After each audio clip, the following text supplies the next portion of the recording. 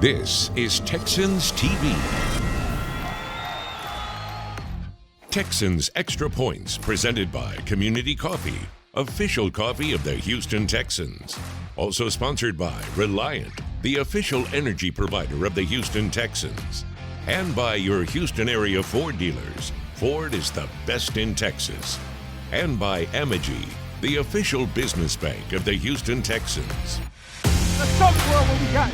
Need some juice, need some energy, and just do your job. Punch the ball. Here comes pressure. He's going to go down. Touchdown, Houston. Rock and roll.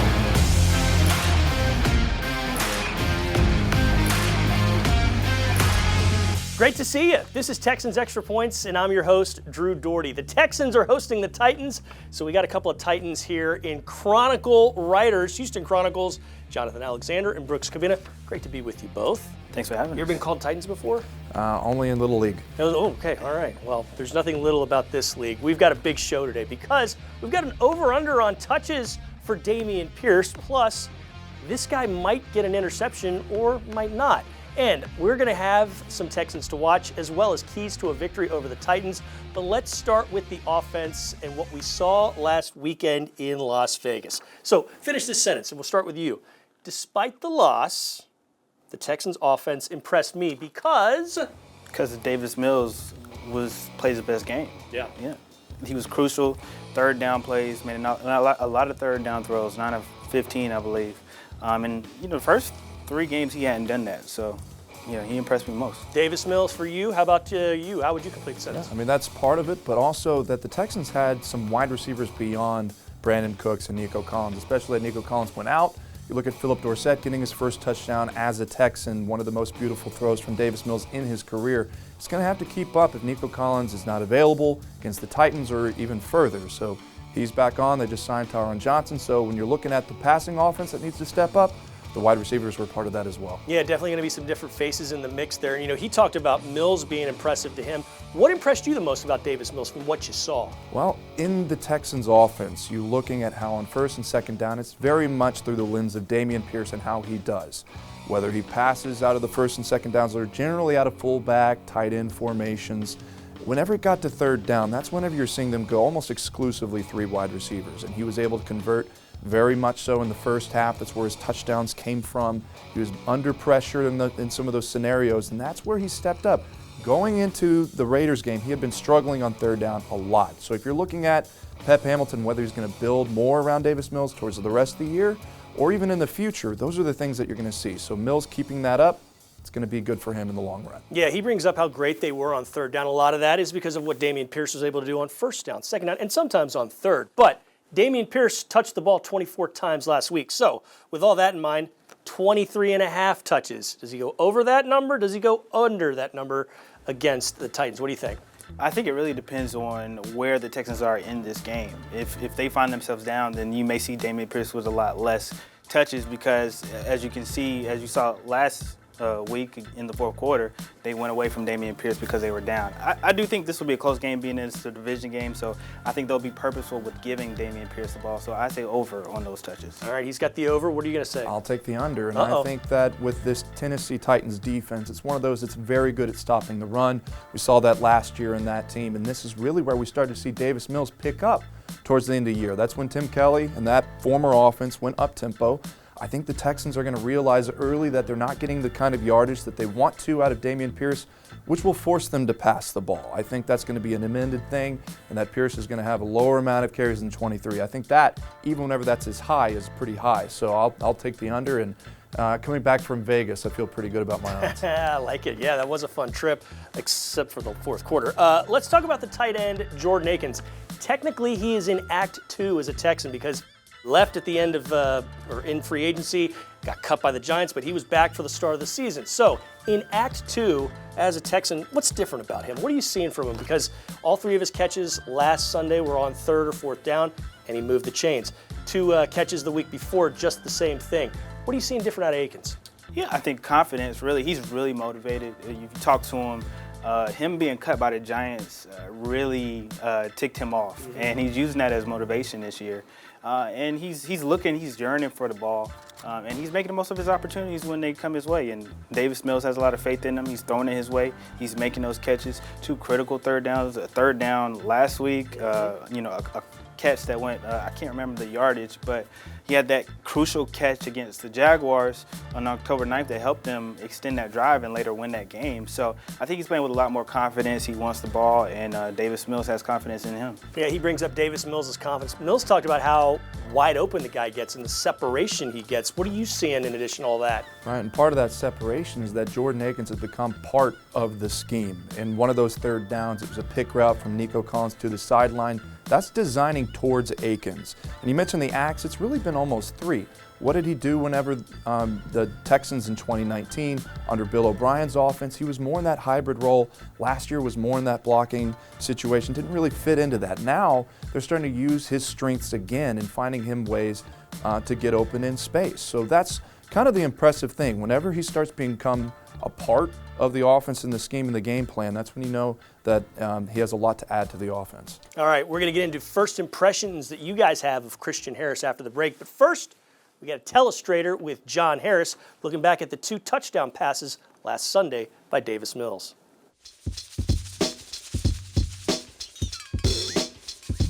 Third down conversion in the red zone. Those are 2 things the Texans have not done exceptionally well this year. However, out in Las Vegas, it all came together on this third down inside the red zone, a touchdown to Chris Moore. I think this is a brilliant play design. They caught the Raiders in cover 1. So it's essentially man coverage with Deron Harmon as a safety free.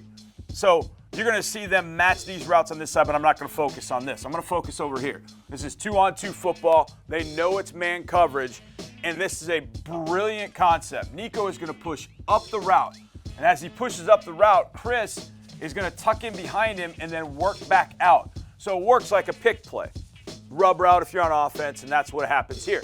But Nico does a great job of not contacting right there. He doesn't contact the man that's covering Chris Moore. So he doesn't get called with offensive pass interference. He's just running his route up the field. So great job there of getting up the field. Of course, he knocks over that DB who got in the way. But either way, he gets in the way of the guy that has to circle back. That's Anthony Averett, has to circle back to Chris Moore.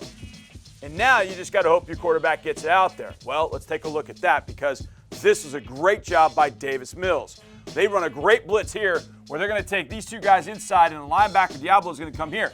Well, Scotty gets picked off inside by that guy. Kenyon stays, so Diablo is right in the face of Davis Mills, so Davis knows get rid of his ball. He gets rid of it, floats it out there. Moore makes the adjustment. Excellent job all around of getting it protected just enough. Davis making the right adjustment. Great route called, and Chris Moore making the catch and getting in the end zone. Third down conversion, red zone efficiency, all in one. Mills takes the snap, heavy pressure, throws right side, has Chris Moore across the 5, he's across, touchdown, Houston! Mills in the face of the blitz, got it off to Moore for 6. Third down conversions had been a problem, as we talked about with the touchdown by Chris Moore for the Texans. Well, Texans face another one in the third quarter, 3rd and 7, and Philip Dorsett comes up big. We'll take a look here. The Raiders, and this is the key in the coverage, really, this side doesn't matter too much. We're not going to focus on that, but essentially they're playing quarter, half. So they're playing quarters over here. So that part, and then over here they're going to play a half coverage, like Tampa 2. They got a flat defender, and then they've got a half-field defender. And the Texans are going to high-low this corner, which means they're going to have Brandon Cooks run a low route here and then take Phillip over the top. And if the corner bites on Brandon, then this ball should be available. If the corner stays deep, it's 3rd and 7. You have that right at the sticks. There's Brandon. So Brandon's going to go in motion. All right, he's going to set up not quite a bunch, but not quite a stack. All right, but he gets there, and now he's going to run it out. Now, the corner's got to make the decision. Do I stick here, or do I stay with Philip Dorsett? And he hesitates for a split second, and that's just enough for Mills to rip this thing. I thought that was the best throw that he's made in his career. This ball, and we'll see it from this angle, and so I want to go to this angle. I think this is the best ball he's thrown. Right there, when he whips this thing, that thing is thrown with some sauce. and he's got to get it in that tight space. Look at that tight space, and he sticks it right in there. That's a great throw, but great concept against the half field on the left side. Didn't care about the right, but over here, the right call with that high-low concept, and then Mills able to stick that throw in there to Philip Dorsett for the touchdown. Here's the snap. Davis takes the snap, sliding to his left, throws downfield. Got a man at the goal line. Dorsett, rock and roll. Touchdown, Texans.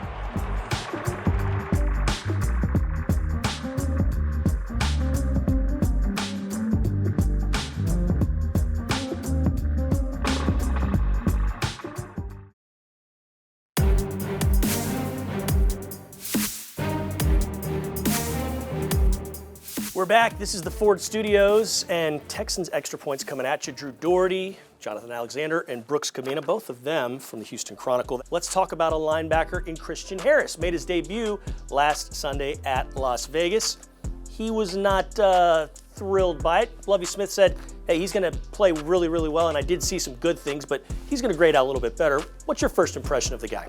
Yeah, I thought you saw a rookie linebacker, be in the moment, he got up on some tough matchups. So he was got up on Davante Adams a couple of times, and you going up against the #1 wide receiver in the league, and Davante Adams got the better of him. I think he missed a tackle or so in the run game. He was dealing with some rookie mistakes, but like Lovie Smith said, he saw some positive things that he can take from it. He's definitely the fastest linebacker on the speed, and they need that.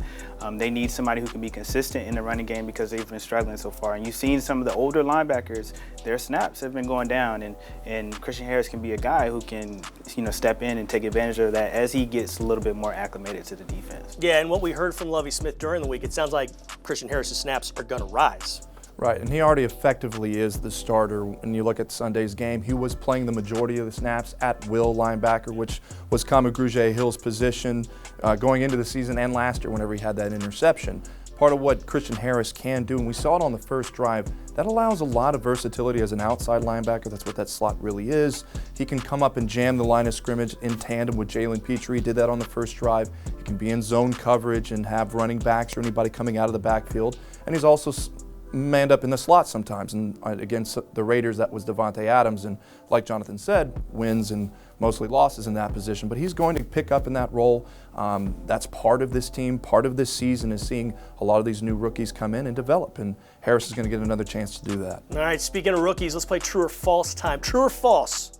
Somebody, maybe both, but somebody out of Jalen Petrie and Derek Stingley Jr. will have an interception this weekend. True or false? It needs to be true, but I think it's going to be false. It's going to be false? Yeah, okay. I think somebody else might get the interception. They will get a turnover. They need to get a turnover, as we saw. When they don't get a turnover, they struggle mightily. Yes, they do. 0-2 when they're negative in the turnover differential. What do you say, true or false? I say true, because I think in this situation, we don't know yet if Ryan Tannehill is going to be completely ready in this game, and if it's Malik Willis, that's a rookie quarterback coming in to make his first start against a defense that's very good at turning the ball over with opponents. And if the Texans are able to get any kind of stopping against Derrick Henry, that's going to force them to pass. And we haven't yet seen Willis go up against a defense, and I think Jalen Petrie would be able to snap on that after having some very good games. No doubt about that. Okay, we've got more Texans Extra Points, but before we do a break, we've got some Texans trivia. There are a lot of former Texans, both coaching-wise and player-wise, on the Tennessee Titans. 9 players to be exact. Can you name 5 of them? We'll have that answer later on in Texans Extra Points.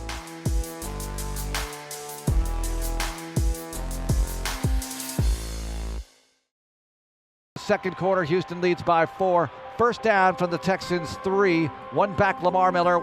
And here's Miller over right guard. Has a little room, breaks the tackle. 10, 15, 20, right side, 25, 30. He's to the sideline, the 40, the 50. He's going to go all the way. The 30, the 20, the 10, the 5. Rock and roll. Touchdown, Houston. 97 yards. That one's for you, Bob.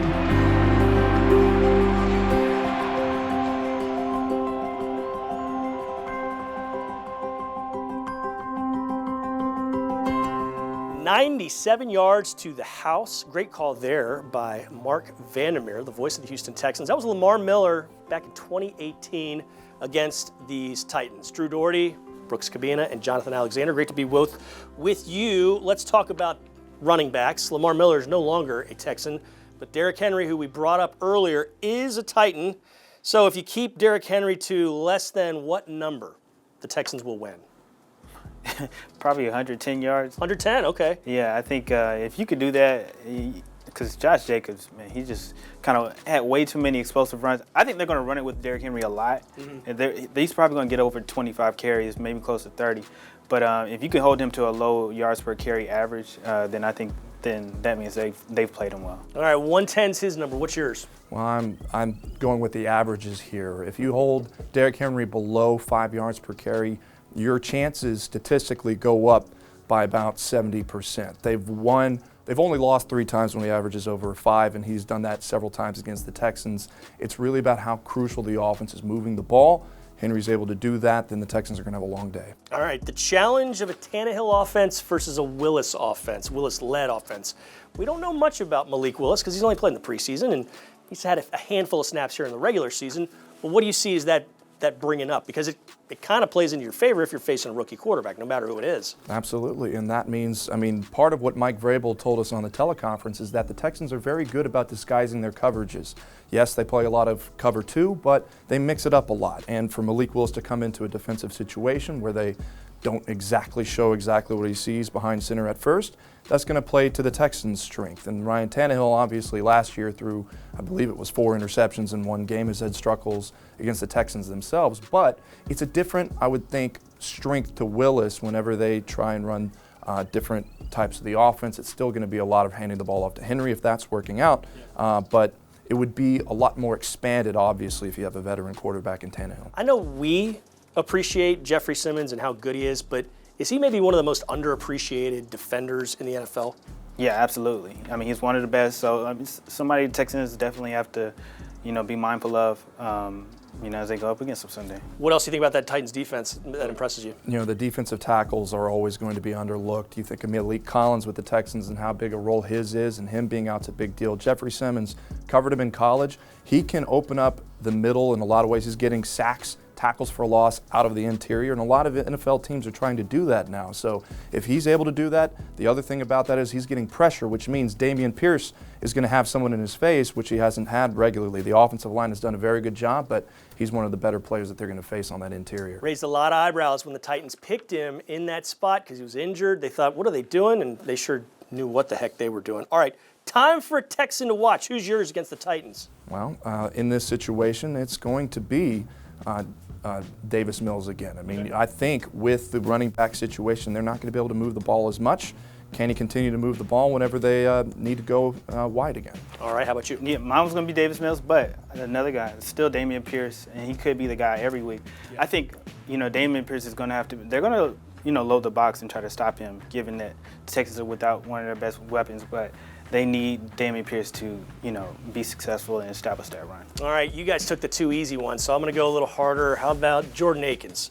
He's been doing really well. He's been very crucial in the crucial situations, the 3rd downs, the 4th downs. He's moving the chains. He's got to continue to do that because this is an excellent defense. This is a step up defensively that the Texans are going to see, I think, Raiders versus Titans. So let's see Jordan Akins come up with some big catches, come up with some big blocks in the run game because, like these guys mentioned, you're going to need some Dameon Pierce if you're going to do some good things and beat this Titans ball club. All right, when we return, we've got more Texans Extra Points, including 2 keys to a win by each of these guys and me. I'll throw some in, so don't you move a muscle. We'll be right back in a moment.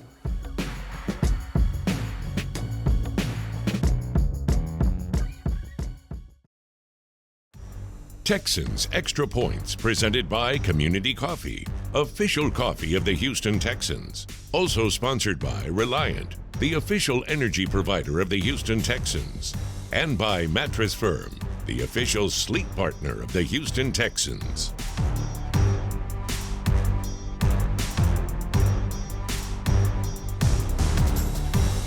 All right, earlier in the show, we asked you which of the 9 former Texans that are now Titans can you name? Can you give us 5? And if you came up, you got 5? You got 5? There's Zach Cunningham. There's 1. Lonnie Johnson. There's 2. You got 1? I don't. You don't have any? I don't have any. Oh my goodness, come on. Let's see. Anyone else? Ben Jones. Righteous right. Randy Bullock. You got Terrence Mitchell was here last year. Okay, yeah, that's right. DeMarcus Walker. And they just picked up Chris Conley. He right. played for the Texans this year. So quite a few. There's also a bunch of assistant coaches in addition to Mike Vrabel, who was, of course, the defensive coordinator and the linebackers coach here. Brooks Kubena, Jonathan Alexander, one final segment here of Texans Extra Points. So we've got to get to 2 keys to a victory. What must the Texans do to pull one out? Start with you, Brooks. Well, stop Derrick Henry. We talked about the run defense all pretty much this show in a lot of ways. That's going to be one of those keys. The other is how frequently can this offense continue its success from the Raiders to this? And it's going to be tough again on third downs. The Raiders were not as good in that scenario. I think the Titans are a little bit better. So those are 2 of the things they need to take care of again. Okie doke, those are good. How about you? I think they've got to force turnovers. We mentioned it earlier in the show. They didn't force any turnovers last game. They're most successful when they're forcing turnovers. That's 1. And 2, again, they've got to establish a run and get in third and short situations so they can continue that trend, like Brooks said, of converting those third downs. I like it. I'm kind of along the same lines as you. I say chew up the clock, because if you're running the ball or getting the ball out to Dameon Pierce in space when you're throwing it, or just getting the ball up the field, you're keeping Derrick Henry off of the field. So, and you're probably going to have a lead, and you're going to make them throw the ball. So let's see some good things in the run game by the Texans, so you don't have to get out there on run defense. And then mess with the quarterback. I don't care if it's Malik Willis. I don't care if it's Ryan Tannehill. You got to get him under pressure. You got to make him make some mistakes. Do those things, Texans are going to walk away with a victory. Guys, it's great to see you. Brooks, Jonathan, appreciate you coming on. And we can't wait to see you at a Houston Texans home game sometime soon. We got tickets available. If you can't make it to the one on Sunday against the Titans, we're flipping around and playing on Thursday against the Eagles. That's going to be fun because the battle red helmets are coming out and everybody looks good in red, including me, Jonathan, and Brooks. So we'll see you soon. We appreciate you watching, and this has been Texans Extra Points.